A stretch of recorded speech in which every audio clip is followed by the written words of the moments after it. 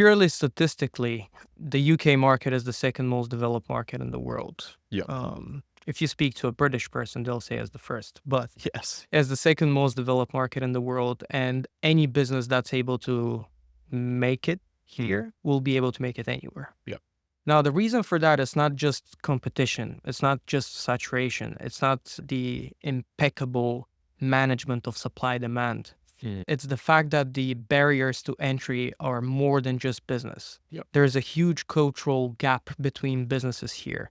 And there's a big reason why, again, purely statistically, French businesses make it over here 2 to 3 times quicker than any other business.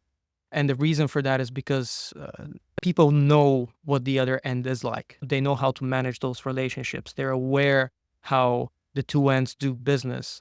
And because of that, they're able to go through those barriers much quicker or even skip past them. What I think about the UK market is that me personally, I want to be part of it. I want to grow a business here. But I think that it's one of the most difficult ones to actually learn how to integrate yourself within it. Yeah. From a cultural perspective, for me, I agree with, I even see the productivity difference between different countries because to me, I'm usually used to, let's say, start to finish to turn over a deal within 2 to 3 months. Whereas here, sometimes it can take up to 2 years. Yeah. And it doesn't matter what it's about. Literally, it can be property, it can be even software, anything. So things that happen with a snap of your fingers anywhere else just take forever here. But here's the big difference. And I've heard people from all over the world say the same thing.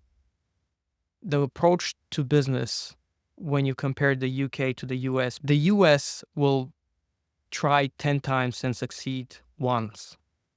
The UK will try twice and succeed once. So the success rate is 50% here when compared to 10% in the US. That is the big difference. So it happens much slower, but the fail rate is much, much lower as well. Yeah. That is, I think that's part of the overall culture. People are much more aware of what they need to be careful with over here. Project management, completely different. Employee relations, completely different. People don't even call it HR here anymore. They call it people department. So it's very different over here when it comes to business, and every company that enters the UK market essentially develops another business unit that is specifically for the UK that cannot be cross-country, which again, if we go back to the previous topic, defeats the purpose of most of my businesses trying to be cross-country. So that's the biggest barrier for me to entry. And with the different businesses that I've been part of, I've seen the same thing happen across all of them. They operate very independently when compared to their branches in other countries, if they have them.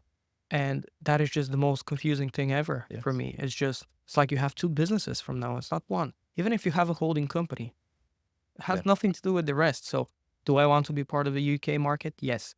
Do you want to be part of the UK market? Absolutely. Yeah. Can you be? I have no idea. We need to find out.